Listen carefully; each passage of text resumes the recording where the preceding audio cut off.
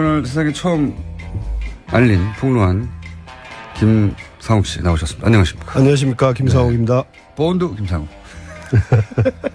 그래서 본드는 물건과 물건을 붙이는 그 본드가 아닙니다. 예. 자, 이제 댓글 수사 민간인 30명 넘겼다고 하는데 제가 그 뉴스를 보면서 궁금했던 게,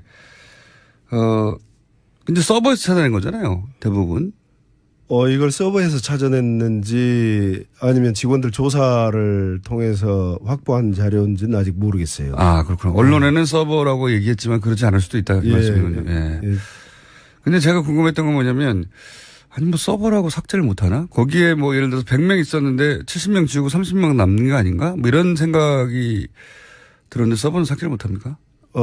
메인 서버는 삭제가 안 됩니다. 그리고 이제 서버에서 이 30명을 확보를 했다면, 꼭 서버에 남아있지 않은 사람들도 있을 수 있거든요. 그렇죠. 활동을 하면서 예를 들면 그 외부 인사들을 자기가 포괄적으로 해서 예산을 있었다. 집행을 했달지 그렇게 관리를 했달지 하면은 이제 드러나지 않는 사람도 있을 수 있습니다.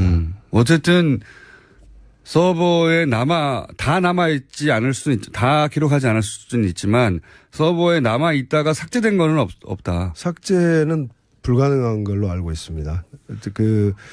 워낙 여러 부서가 이렇게 근무를 하고 있기 때문에 그 메인 서버는 또 이게 최고 정보기관 아닙니까?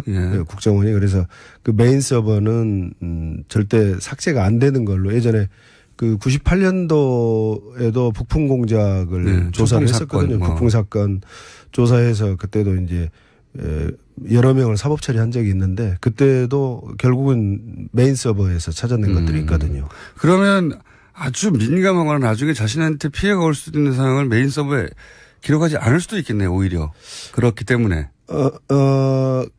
그게 이제 불가능한 것이 수기로 작성을 해서 보고를 할 수가 없거든요. 전부 이제 이게 메인 서버에 남는 것은 개인들의 컴퓨터에서 한 번이라도 작업을 해서 결제를 올렸거나 출력을 했거나 저장을 했거나 하면은 전부 남게 돼 있습니다. 그래서 그렇군요. 구두로 하지 않은 이상은. 네, 그렇죠. 그렇군요. 그러면 이건 어떻습니까? 제가 몇 번 그 방송에서 언급했는데, 왜냐면 제가 본 게 있기 때문에, 개신교에 관련 개인인지 뭐 교회인지 혹은 뭐 교단 차원인지는 모르겠지만, 어쨌든 개신교 관련자들이 틀림없이 댓글 공작 초기에 같이 했던 게 거의 틀림없다. 그 아이디나 이런 걸 봐서는. 그런 그 이야기 제가 몇 번 했는데, 그런 게 이 서버에는 남아있지 않을까요? 그 교단 전체에 대고 이렇게 저렇게 하겠다라는 내용이 한 줄쯤 있을 걸로 봐요. 그러니까 어떤 디테일은 아니더라도 그렇죠. 전체 어떤 보수 기독교계를 대상으로 한 게 아니고 아마 특정 있는 그런 돼 있을 걸로 봅니다. 그 정도 수준은 있을 것이다. 예.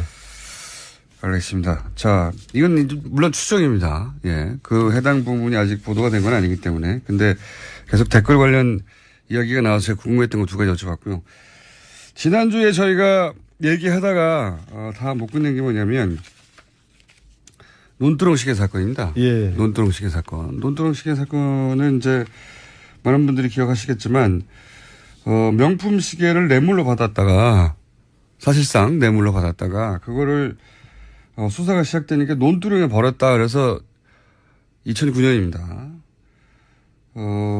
이게 이제 보수 언론뿐만 아니라 그 진보 매체, 뭐 국내에 있는 모든 매체에 사실 대서특필됐죠. 네. 예.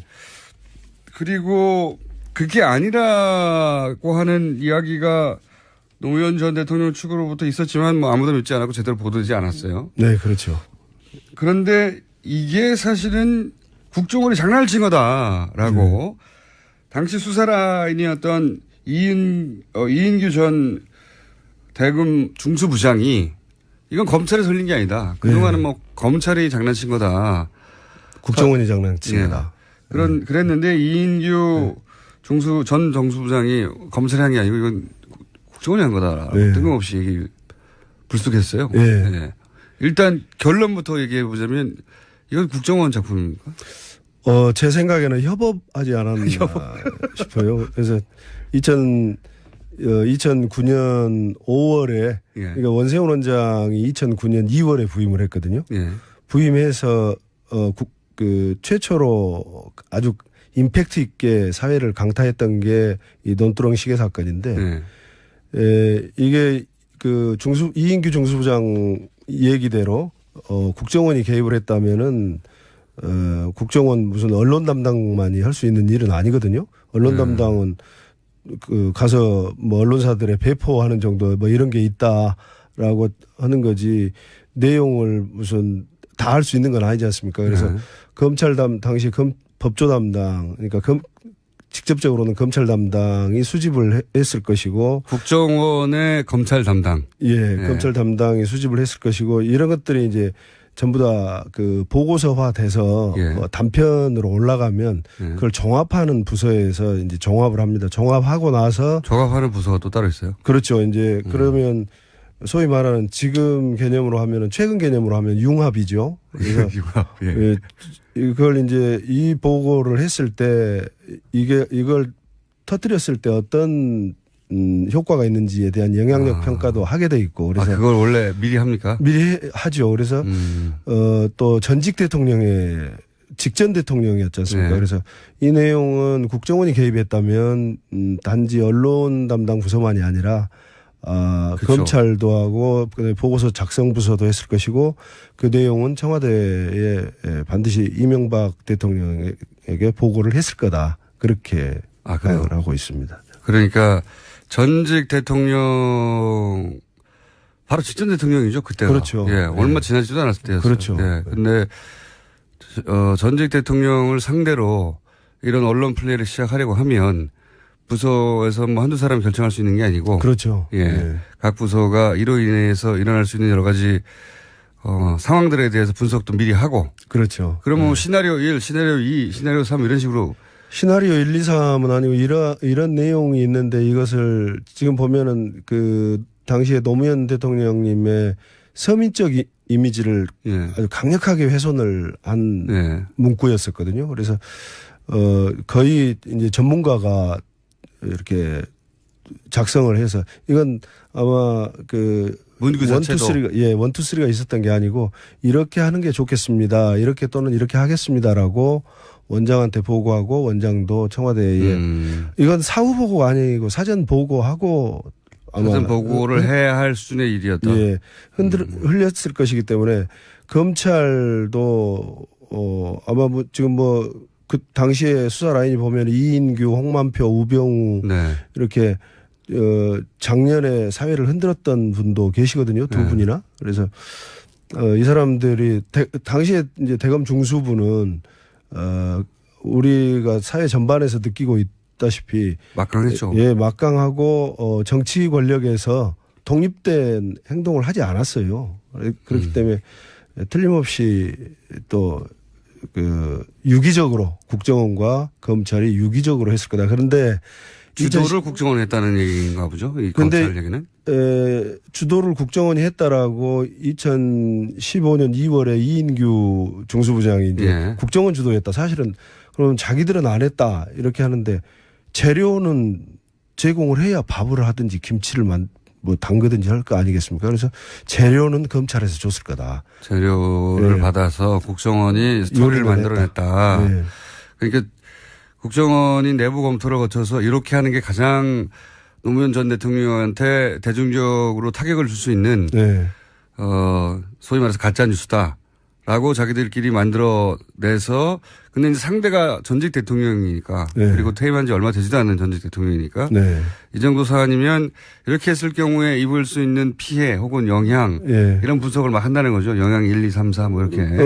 이제 가능한 효과 이렇게 터뜨렸을 때 어떤 효과를 얻을 수 있다라는 것은 보고를 했겠죠. 뭐 역풍 분석 이런 것도 역풍이 불 거라는 것은 보고를 안 합니다. 원래 보고를 안 합니까? 그러니까 잘못될 거라는 내용으로 보고를 하면 하지 말라고 하기 때문에 그런 보고는 안 하고 최종 검토본에서는 아마 이제 충분한 효과를 거둘 수 있고 노무현 대통령의 서민적 이미지를 훼손할 수 있다. 이렇게 자신했던 것 같아요. 그래서 그런 보고서가 만들어지면 이건 전직 대통령 사안이라 국정원장한테 보고되겠죠, 당연히. 그렇죠. 국정원장도 모르게 전직 대통령을 칠 수는 없는 거 아닙니까? 칠 수 없죠. 예. 네. 전직 대통령인데. 네.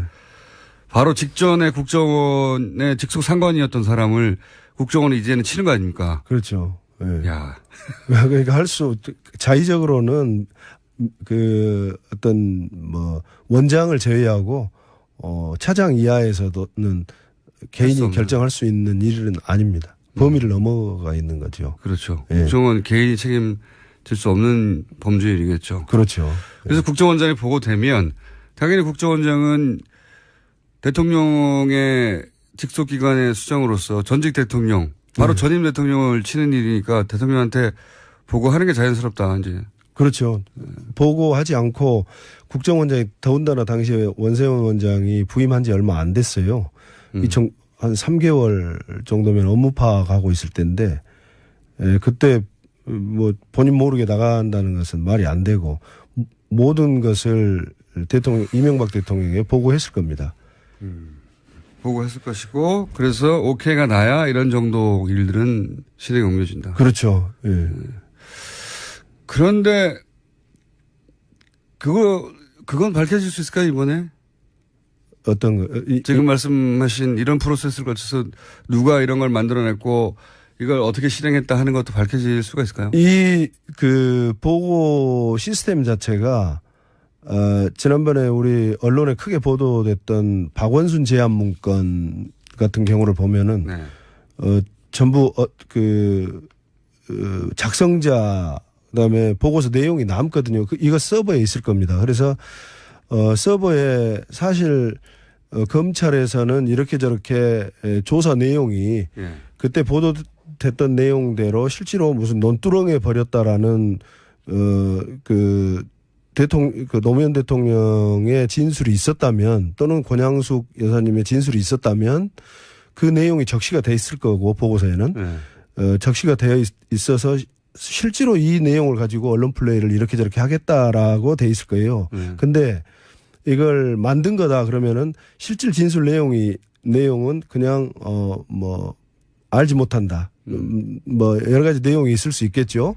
그 진술 내용을 가지고 사실 우리 언론에는 이렇게 저렇게 보도되도록 하겠다라는 내용의 보고서가 이명박 대통령에게 보고가 됐을 겁니다. 실제로 이런 진술이 없거든요. 없죠. 예, 논두렁의 시계를 버렸다는 진술 자체가 없어요. 예, 없어요. 없는데 있는 것처럼 완전히 창작해낸 거 아닙니까? 그렇죠. 예. 그래서 이건 그렇게 하겠다. 진술 내용은 없거나 또는 다름에도 불구하고 관련 내용을 살짝 이렇게 비틀어서 창작한 거죠. 논두렁이라는 게 얼마나 창작한 거죠. 자극적입니까? 그래. 이 논두렁이라는 멘트까지 해서 보고를 했을 겁니다. 그건 메인 서버에 남아 있을 겁니다. 아, 그런 것까지도 남아 있는다. 굉장히 자세히 보고하네요. 보고가 이렇게 수기로 써서 한 것이 아니기 때문에요. 네. 그리고 전직 노무현 대통령 같은 경우는 서로 이제 어떤 전직 대통령의 신분뿐만이 아니라 우리 사회의 진보와 보수의 어떤 대결에 있어서 보수가 다시 10년 만에 정권을 빼앗았다라는 그런 개념을 가지고 진보 쪽을 공격하는 한 가지 소재로 활용을 했기 때문에 첫 소재거든요. 그래서 이제 더군다나 2008년에 있었던 광우병 촛불 시위에 대응하는 개념으로서 저질러진 일이기 때문에 적의 수장의 목을 따라 이거 아닙니까? 한마디로. 그렇죠. 예. 네. 지금 이명박 정부가 출범을 했는데 세국이 광우병 촛불 집회 이런 거 보니까 이거 장난 아니다. 네. 그런데 저쪽 수장이 노무현 전 대통령이니까 노무현 전 대통령 그때 그런 얘기 많이 했어. 배경이 뭐냐 그죠? 네. 그 촛불 누가 사줬냐. 그렇죠. 무슨 초장사했다고. 네, 초장사했다고 하고 말도 안 되는. 그러니까 이게 자발적으로 시민들이 거리에 나왔다는 거는 믿을 수가 없고 그 뒤에 세력이 있다. 근데 세력의 끝에 노무현 전 대통령이 있는 거 아니냐. 그렇죠. 이렇게 타겟팅을 한 것 같고. 그래서 정치적으로 사실은 숙청하려고 한 거죠. 숙청. 그죠? 그렇죠. 정치적 숙청, 그다음에 개인의 명예를 아주 완전히. 네. 그래서 구심점이 될 수 없도록 만들어버리려고. 그렇죠. 네. 네. 그런 가운데 동원됐던 첫 번째 공작이 논두렁 공작인 거군요. 예. 네. 그렇게 저는 보고 있습니다. 그래서 이게 이제 그러니까 그 이명박 정부 초대 국정원장이 김성호 원장이었거든요. 근데 이명박 김성호 원장 때 발생했던 광우병 촛불 집회를 이제 국가 위기 사태라고 보고 그 위기 관리 능력이 전혀 없다라고 이명박 대통령이 판단했던 것 같아요. 그래서 이명박 대통령이 2008년 7월에 이제 부임 후에 휴가를 가가지고 그때 고대 교우회 회장이었던 천신일 회장에게 저도 이 얘기는 이제 고대 교우회에서 들었던 얘기인데요. 그 63 동지의 멤버로부터 들은 얘기인데, 천신일 회장을 이명박 대통령이 되게 혼냈다고 그래요. 되지도 않는 사람을 국정원장에 청거해서 나라를 이 꼴로 만드느냐. 그러니까 천신일 회장이 고대 후배였던 김성호 원장을 청거했던 것 같아요. 그래서 이명박 대통령 입장에서는 정말 되지도 않은 김성호 원장을 경질하고 정말 훌륭한 원세훈 원장을 당시 행안부 장관을 국정원장으로 앉혀서 했던 것들이 충성파죠 완전. 했던 것들이 이제 여론 조작, 그다음에 이런 그 논두렁 사건으로 댓글 사건 그 드러난 것을 보면은 본인들이 옛날 중앙정보부 시절에 중정부장으로 착각하고 지시를 하고 있지 않습니까? 무슨 정치인들도 전부 자기들 입맛에 맞는 사람을 입후보를 해라. 언론도 죽여라. 그래서 그런 서로 그런 교감을 가지고 갔었던 그 인선의 배경이 있다고 봐요. 그래서 원세훈 원장이 했던 모든 행위는 이명박 대통령에게 전부 보고를 하지 않고는 할 수 없었을 거다. 이 정보를 모르는 사람이었기 때문에 조그만 일도 공명심에서 보고를 하고 했을 겁니다. 또 재미도 있었을 거고요. 그래서 결국은 이명박 대통령이 저는 전부 다 그 해명을 하고 국민 앞에 사과할 건 사과하고 또 법 앞에 처벌 받아야 될 것이 있으면 처벌 받아야 된다고 생각을 합니다. 이제 그런 사회적 분위기가 있긴 한데 정도현 의원이 그런 얘기를 한 적이 있습니다. 지난주에 인터뷰에서. 원세훈 당시 국정원장이 당연히 보고를 했을 텐데 자기도 그렇게 생각하는데 하지만 이명박 대통령이 책임을 묻는 건 쉽지 않을 것이다. 이명박 대통령 스타일상 구체적으로 집중적으로 지시하기보다는 살짝 발을 빼면서 지시하는 스타일이라 구체적으로 입증하는 건 쉽지 않을 것이다. 라는 얘기도. 저는 보고서로 메인 서버에 드러난 보고서로 입증할 수 있을 걸로 봐요. 그게 뭐라고 했던 간에. 왜 그러냐면, 그 보고는 대통령한테 가는 보고는 배포선이, 지난번에, 박근혜 전 대통령도 제가 보고받는 보고서, 국정원 보고는 따로 있었습니다라고 얘기를 했지 않습니까? 그래서, 일반 보고서는 예를 들면 정무수석한테 가는 보고서, 민정수석한테 가는 보고서, 배포선에 기재가 되어 있어요. 근데 그게 없는 보고서는 대통령한테 가는 보고서입니다. 그래서 메인 서버를 해보면 이제 사정을 아는 사람이 보면 알 수 있겠군요. 그렇죠. 이건 대통령한테 직보된 거다 이렇게. 그렇죠. 근데 거기에 이런 내용이 일부 담겨 있으면 그러면 이명박 대통령의 책임을 면할 수 없죠. 최근 이제 시간이 다 되고 오늘 마지막이라고 하셔가지고 제가 아마 오늘 마지막이라고 하셨지만 저희가 또 요청을 드릴 겁니다. 네. 그런데 최근에 그 국정원 TF 적폐청산 TF가 13가지 프로젝트 리스트를 만들고 이제 진행하고 있고 가장 먼저 댓글이 진행되고 있는데 여기 대해서 국정원 내부의 분위기는 어떻습니까? 선배들이나 후배들이 이렇게 한마디씩 하지 않습니까? 나와서 지금 노출되고 하셨으니까. 워낙 많은 직원들이 연루가 된 걸로 이렇게 해서 직원들이 좀 걱정도 많이 하고 있는 것 같아요. 근데 너무 많이 연루돼서 혹시 자기도 피해 오지 않을까? 그다음에 이제 그런 분위기도 있고. 모든 사회 악의 근원, 적폐의 근원이 이 국정원이라고 하는 것에 대해서 좀 매도당하고 있다라는 그런 분위기도 있는데 국정원이 하지 않은 것조차도 국정원이 한 것으로 비난받고 있다. 또 직원들은 자기 일만 이렇게 되게 묵묵히 해왔는데 이제 그렇게 전부 다 매도당한 것에 대해서 좀 우려도 하고 있는데 개혁은 이번 기회에 해서 국정원이 정치적 중립을 이루어내야 된다라는 공감대는 전부 갖고 있는 것 같아요. 바꾸긴 바꿔야 된다는 생각. 예. 저는 지난 2012년 대선 즈음에 방송을 하다가도 그런 얘기를 한 기억이 나는데, 아니 그 엘리트들이 선발해가지고 국가의 정보, 국가의 안위를 다루는 기관인데 대통령 직속 기관으로 이게 스스로 부끄럽지 않을까? 그러니까 제가 쪽팔린다는 표현. 네. 그렇죠. 국정원 직원 스스로 쪽팔리지 않을까? 그런 생각 많이 들었었거든요. 그렇지 않습니까? 그렇죠. 자부심, 자존감이 훼손됐다라는 데서 이 댓글 사건이 세상에 알려지게 된 계기 첫 번째거든요. 예. 20초 남았는데 마지막 인사 한번 하시겠습니까? 제가 국정원 댓글 사건이 세상에 드러나게 한 장본인으로서 국민 여러분들이 제가 그렇게 했던 것은 국정원을 사랑하는 마음에서 했기 때문에 국민 여러분들도 국정원이 정치적 중립을 이뤄내고 정말 국민을 위한 국가를 위한 정보기관으로서 바로 서는데 전부 응원을 좀 보내주셨으면 합니다.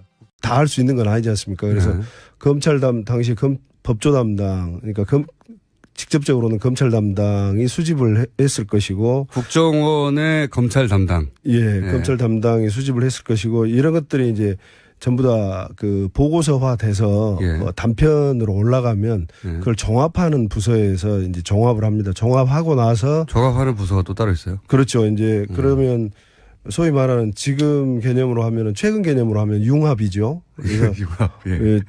이걸 이제 이 보고를 했을 때 이걸 터뜨렸을 때 어떤 효과가 있는지에 대한 영향력 평가도 하게 돼 있고 그래서 그걸 원래 미리 합니까? 미리 하죠. 그래서 또 전직 대통령의 직전 대통령이었지 않습니까? 네. 그래서 이 내용은 국정원이 개입했다면 단지 언론 담당 부서만이 아니라 그렇죠. 검찰도 하고 보고서 작성 부서도 했을 것이고 그 내용은 청와대에 반드시 이명박 대통령에게 보고를 했을 거다. 그렇게 생각을 하고 있습니다. 그러니까 전직 대통령 바로 직전 대통령이죠. 그때가. 그렇죠. 예, 얼마 지나지도 않았을 때였어요. 그렇죠. 예. 근데 전직 대통령을 상대로 이런 언론 플레이를 시작하려고 하면 부서에서 뭐 한두 사람 그리고 그게 아니라고 하는 이야기가 노무현 전 대통령 측으로부터 있었지만 뭐 아무도 믿지 않았고 제대로 보도되지 않았어요. 네, 그렇죠.